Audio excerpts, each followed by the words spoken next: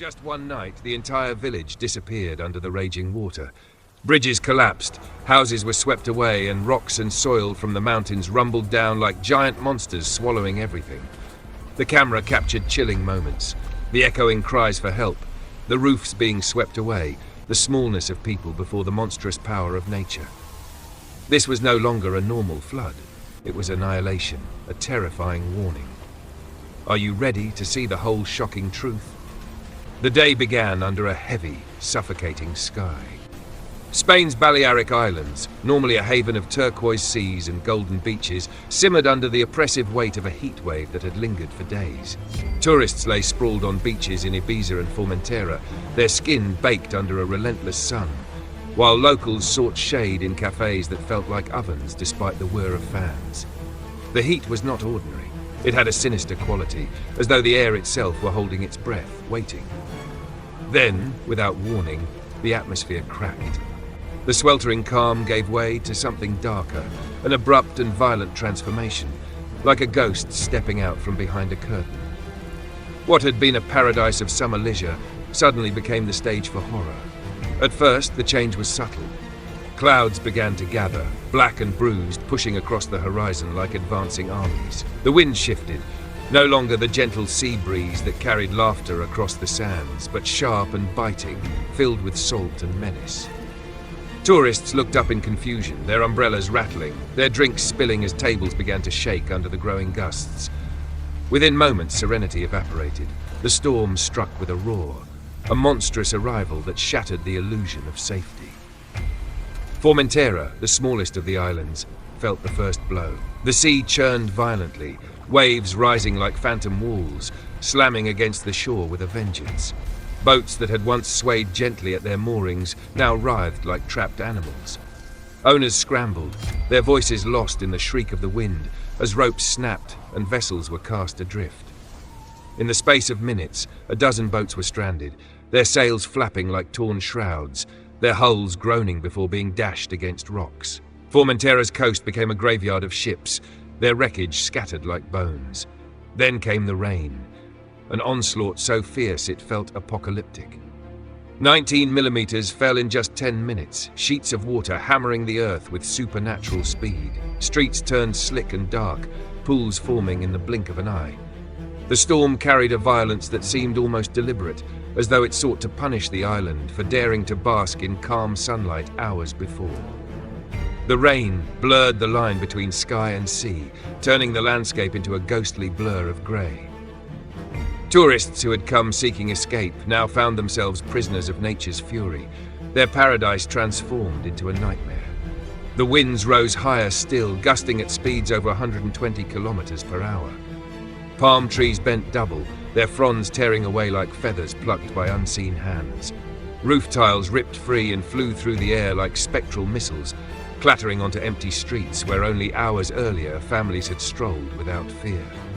The storm did not simply arrive, it invaded, claiming every corner of the islands with its chilling presence.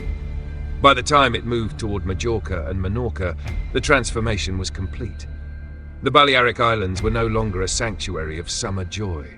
They had become haunted terrain, scarred by a storm that seemed less like weather and more like a curse. For those who lived through the shift, the dread was unforgettable. How swiftly beauty could be undone, how quickly paradise could reveal itself as fragile, vulnerable, and destined to be broken.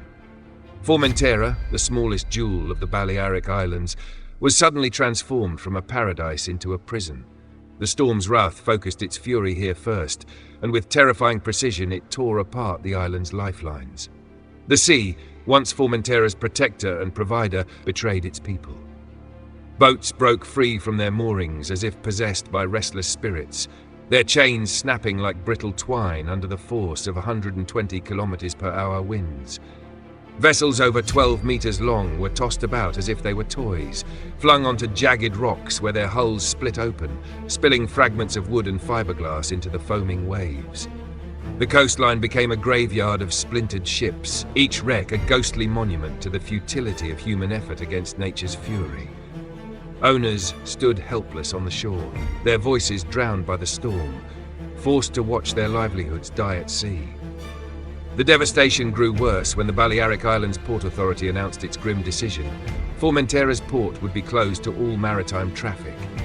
It was a necessary measure, but it came like the sealing of a tomb. The island was cut off, locked away by walls of storm, its connections to the mainland and neighboring islands severed. Supplies, emergency services, the flow of goods and people, all halted in an instant.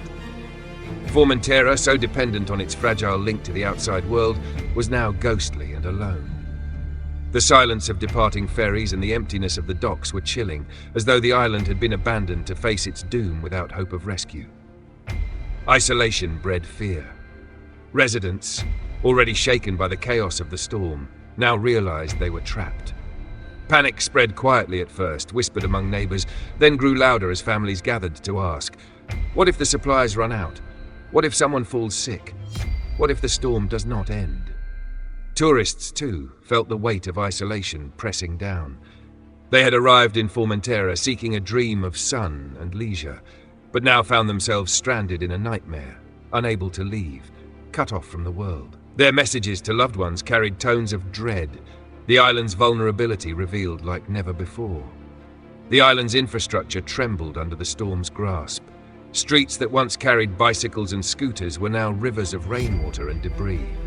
On the coast, seawater surged over promenades, dragging chairs, tables, and beach umbrellas into the tide.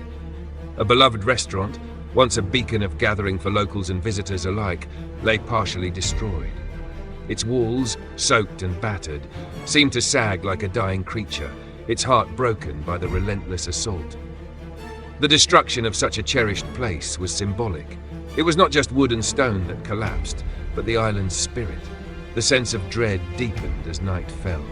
Without ferries, without escape, Formentera was left to face the storm alone, a haunted island adrift in a sea of violence. The storm had not merely damaged Formentera, it had severed it from the living world, leaving its people to the mercy of forces far beyond their control. The isolation became a phantom presence that weighed on every soul. The knowledge that they were alone, fragile and vulnerable against a storm that seemed endless.